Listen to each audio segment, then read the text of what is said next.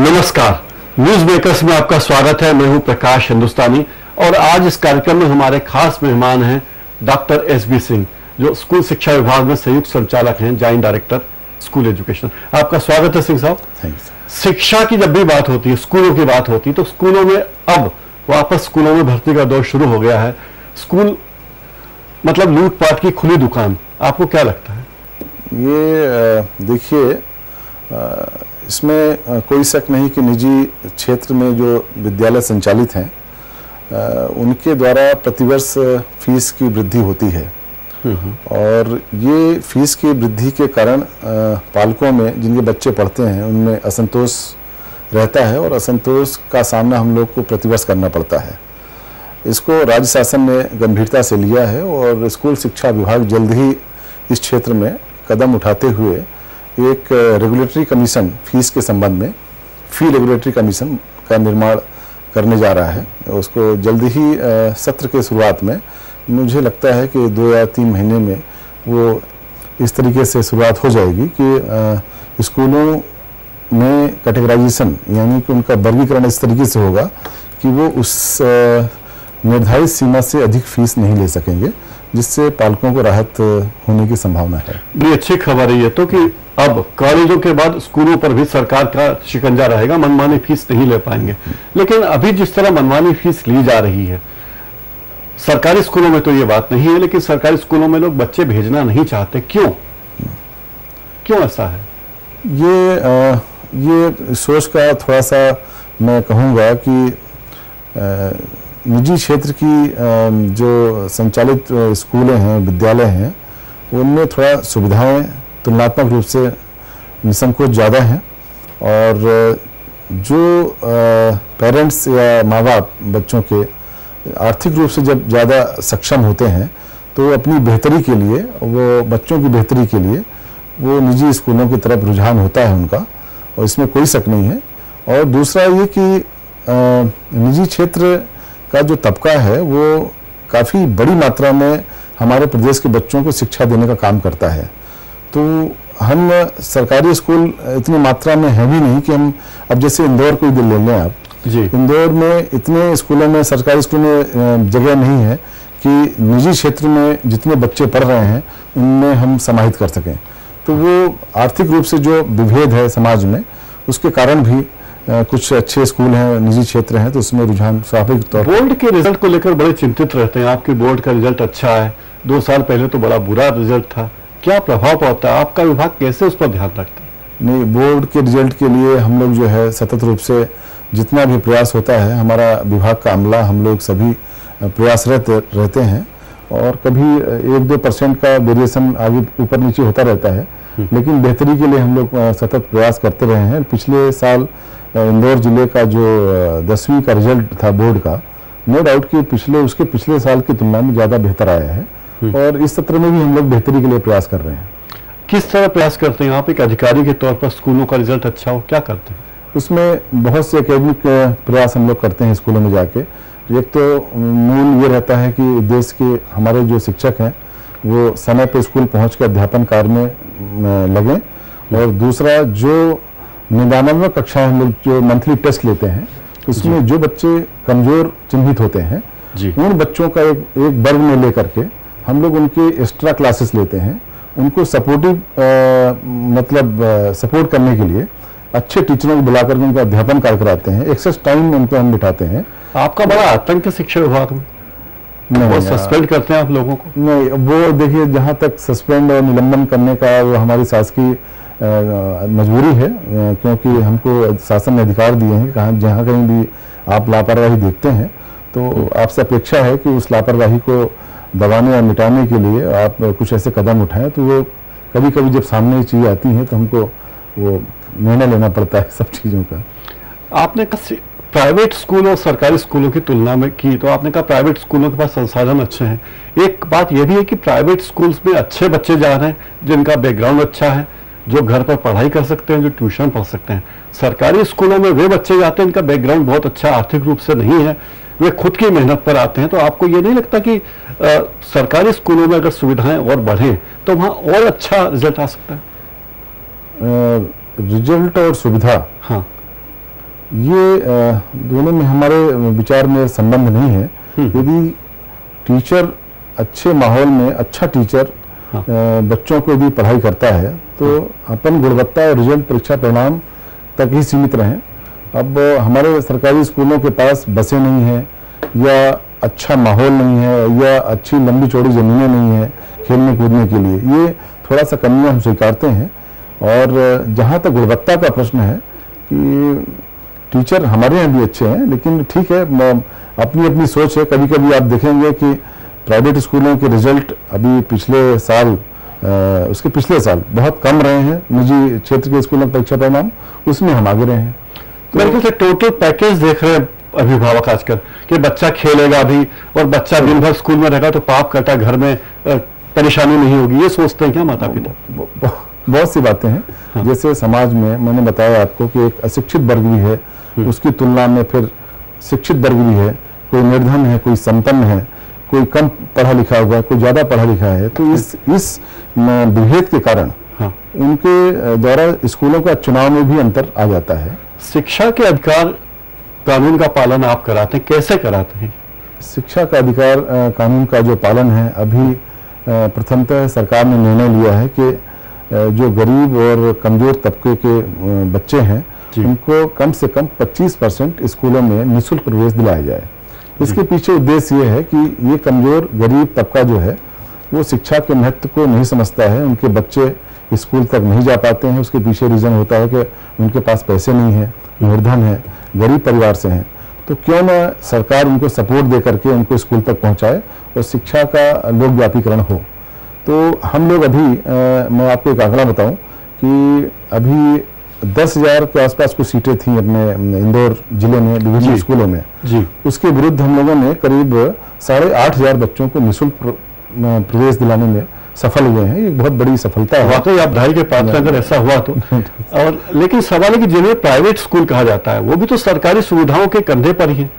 जैसे इंदौर के स्कूल की नाम लगा सत्य साई स्कूल, सरकार ने उसे 1 रुपए की लीज पर जमीन दी है, अरबों रुपए की जमीन है। अब ऐसे में उसका दायित्व तो नहीं बनता कि वो आधे बच्चों को फ्री में पढ़ाए?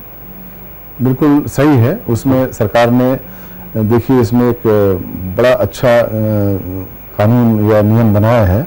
उन्होंने उसमें ये स्पष्ट किया है कि जो संस्थाएं सरकार से अनुदान प्राप्त कर रही हैं जी, तो उन संस्थाओं को जो है कक्षा 1 से लेकर 8 तक 50% तक उनको निःशुल्क प्रवेश देना होगा। और ये आदेश हम लोग के पास आ चुके हैं और कई संस्थाओं ने उनको बच्चों को निःशुल्क प्रवेश कक्षा 8 तक 50% दिया है जी, ये दिया भी है। और सत्साई स्कूल में जहाँ तक मामला है इस दायरे में वो नहीं आ रहे हैं, शायद अनुदान वो लोग नहीं लेते हैं सरकार से। मतलब जमीन ले ले लेकिन अनुदान नहीं ले रहे हैं। अनुदान नहीं ले रहे हैं, मदद तो सरकार की ही है। अब मदद सरकार की है उसमें, लेकिन सरकार ने जो नियम बनाया है हम लोग उसके लिए पालन करने के लिए बाध्य हैं। आजकल परीक्षाएं कौन सी कक्षा तक होती है और जनरल प्रमोशन कौन सी कक्षा तक दिए जाते हैं? अभी जो निःशुल्क शिक्षा अधिकार अधिनियम लागू किया है जी, उसमें उन्होंने कक्षा 8 तक के बच्चों को फेल करने से मना किया गया है जी। कोई भी संस्था कक्षा 8 तक के बच्चों को अब फेल नहीं कर सकेगी। और उसके बाद जो 9वीं 10वीं 11वीं 12वीं है इसमें परीक्षाएं संचालित हैं, उसमें उनके रिजल्ट के आधार पर बच्चों को फेल और पास किया जाएगा। जनरल प्रमोशन के क्या नियम होते हैं इसमें? जनरल प्रमोशन मैंने बताया आपको जिस तरीके से अब प्रावधान RT निःशुल्क शिक्षा अधिकार अधिनियम में आ गया है कि बच्चों को अब फेल नहीं किया जाएगा, तो वो बच्चे स्वाभाविक रूप से वो प्रमोट होंगे। और ये प्रमोशन ये बच्चे जो प्रमोशन पाते हैं अच्छे पढ़ने में नहीं होते, 5वीं कक्षा के बच्चे भी अपना नाम नहीं लिख पाते, ऐसी बात भी सुनने में है। ये हम स्वीकारते हैं, लेकिन ये इतना बड़ा प्रतिशत नहीं है, इतना बड़ा भाग नहीं है कि इस पर अपन उसको समूची व्यवस्था पर एक प्रश्न चिन्ह लगा दें। बिल्कुल सही है, ये 2 से 5% तक मेरी इसमें सहमति है। कहीं के एग्जाम्पल लोग देते हैं कि ये 5वीं में बच्चा है और इसको लिखना पढ़ना नहीं आता, तो इट मीन्स ऐसा नहीं होता कि 5वीं में यदि 50 बच्चे हैं तो 50 बच्चों को नहीं आता है। 2 बच्चे 2-3 बच्चों को नहीं आता है तो वो कोड किए जाते हैं इस तरीके से।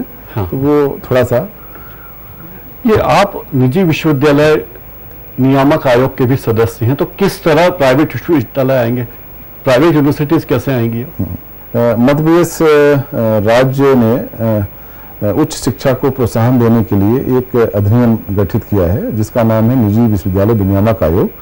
इसमें हम लोग सरकार ने दायित्व ये सौंपा है आयोग को कि बाहर से जितनी भी संस्थाएं या प्रदेश की वो यदि विश्वविद्यालय का स्वरूप लेकर के स्थापित होकर के उच्च शिक्षा को बढ़ाना चाहती हैं और उच्च शिक्षा क्षेत्र में आना चाहती हैं, तो सरकार ने कुछ नियम शर्तें बना करके प्रदेश में निजी विश्वविद्यालय को प्रोत्साहन दिया है। और अभी हम लोगों ने लगभग 4 यूनिवर्सिटीज़ को प्रारंभ कर दिया है, जिसमें शुरुआती तौर पे जेपी यूनिवर्सिटी है, इंजीनियरिंग की है, रावगढ़ में है, और पीपल्स ग्रुप की है भोपाल में, Oriental University Raghogarh, People's University Bhopal, Oriental University Indore और MIT यूनिवर्सिटी ग्वालियर। ओके, मतलब भोपाल, इंदौर, ग्वालियर, राघवगढ़ 4 शहर हो गए। 4 शहर हो गए। और कहाँ कहाँ आ रही है प्राइवेट यूनिवर्सिटी? अभी प्रपोजल हम लोग के पास करीब 30 से 35 प्रस्ताव हैं। हाँ। जिसमें इंदौर के काफ़ी नामी गामी संस्थाएं भी आना चाहती हैं, जिसमें GSITS है। हाँ। और IPS एकेडमी है, और वैष्णो ट्रस्ट वालों ने भी अपना यूनिवर्सिटी के लिए प्रस्ताव दिया है। इसके अलावा भी रिलायंस यूनिवर्सिटी भी खोलने जा रही है आचारपुरा भोपाल में। ये काफ़ी प्रस्ताव हम लोग के सामने हैं। इससे हमको लगता है कि अगर ये संस्थाएं आ जाती हैं तो एक मध्य प्रदेश में उच्च शिक्षा के क्षेत्र में एक अच्छा सिनेरियो परिदृश्य जो है बनेगा। और डॉक्टर साहब, ऑस्ट्रेलिया देश की तो आय का दूसरा प्रमुख साधन शिक्षा है। वहाँ के विश्वविद्यालयों में इतने विदेशी विद्यार्थी हैं, हमारे प्रदेश में विदेशी विद्यार्थी क्यों नहीं आते विश्वविद्यालयों में? बस इसीलिए इस आयोग की स्थापना हुई है। आने वाले समय में हमको लग रहा है कि कुछ इतने महत्वपूर्ण संस्थाएं यहाँ आ जाएंगी निजी विश्वविद्यालय के रूप में। हाँ। कि आपको जल्द ही विदेशी छात्र भी अपनी धरती पे, मध्य प्रदेश धरती पे देखने को मिलेंगे। रिलायंस जो विश्वविद्यालय खोलना चाहती है भोपाल में, खोलने जा रही है आचारपुरा में, जैसा आपने बताया, वहाँ क्या पढ़ाया जाएगा?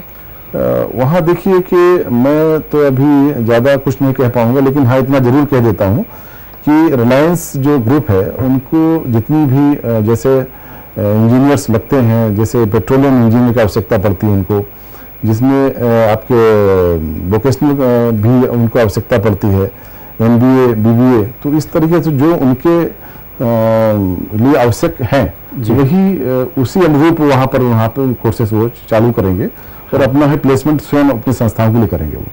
तो वहाँ सारे देश के बच्चे आएंगे पढ़ने के लिए? देश के बच्चे निश्चित ही आएंगे और एक अच्छा क्वालिटी वाला इंस्टीट्यूट बनेगा वहाँ। ये फीस वृद्धि की बात फिर से करना चाहता हूँ। प्राइवेट स्कूलों में मनमानी फीस, क्या कोई नियम अभी तक, क्या कोई नियम नहीं है उनके ऊपर?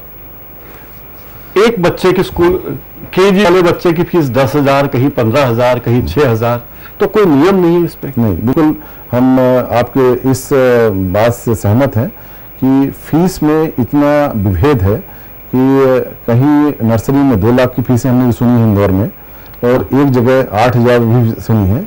निश्चित ही ये गलत है और इसका कोई जस्टिफिकेशन नहीं है।